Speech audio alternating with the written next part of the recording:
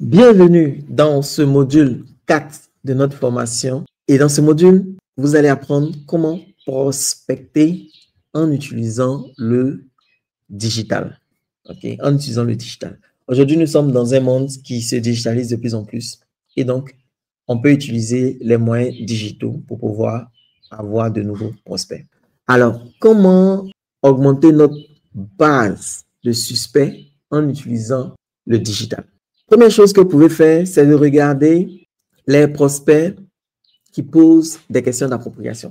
Donc, vous pouvez être sur le digital, vous pouvez être sur les réseaux sociaux et vous pouvez être en train de lire les commentaires et vous pouvez voir des personnes qui posent des questions d'appropriation. Par exemple, une personne qui demande « Est-ce que le produit a telle fonctionnalité ?» C'est une personne qui est pratiquement sur le point d'acheter le produit. Ce genre de questions, ce sont des questions d'appropriation. Ce sont des questions qui montrent que je veux avoir le produit et voilà une fonctionnalité qui est importante pour moi. Est-ce que vous l'avez? Ce genre de personnes, vous pouvez les ajouter à votre liste de suspects et vous pouvez les prospecter en leur proposant vos produits, vos services. Surtout si l'autre page n'est pas très réactive ou ne répond pas rapidement aux commentaires, ces personnes peuvent perdre de l'intérêt pour le concurrent et vous pouvez les avoir. Un autre exemple de question d'appropriation, c'est en cas de souci, est-ce que vous nous assistez? Ça, ce sont des questions d'appropriation.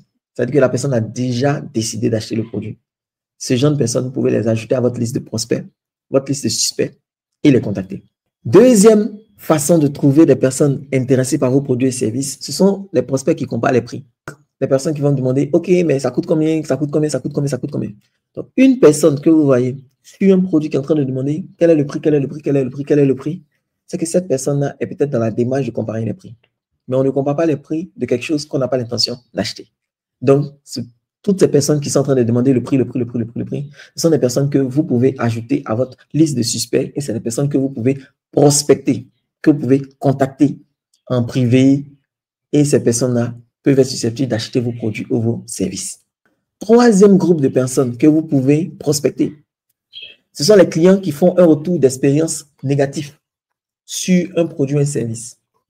Peut-être que vous êtes dans la restauration et vous avez une personne qui fait un retour d'expérience très négatif sur un restaurant en particulier.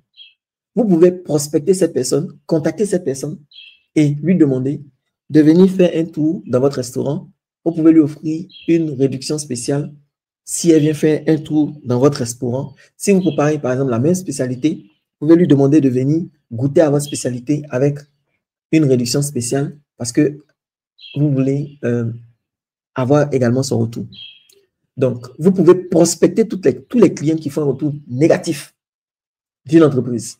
Ce sont des personnes qui potentiellement peuvent devenir vos clients.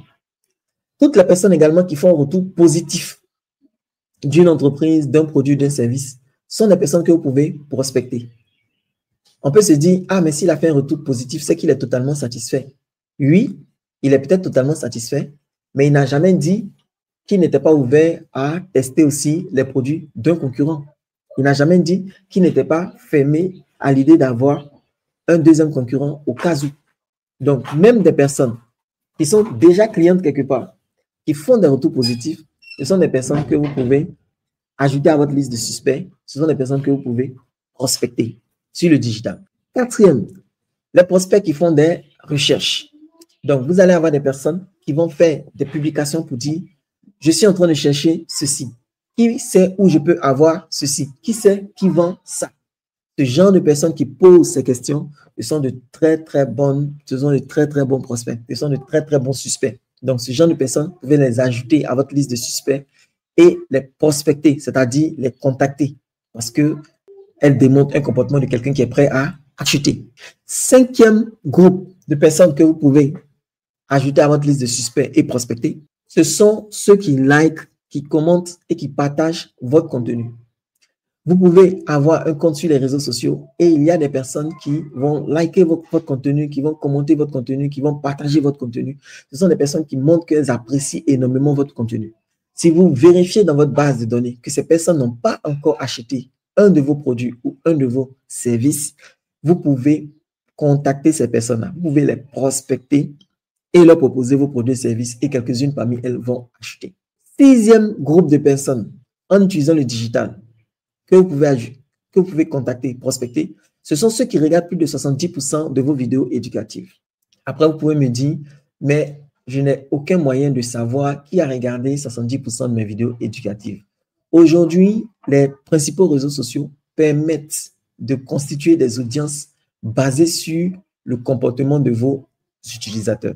Donc, vous pouvez constituer une audience constituée uniquement des personnes qui ont regardé 70% de vos vidéos sur votre page et Facebook peut constituer cette audience.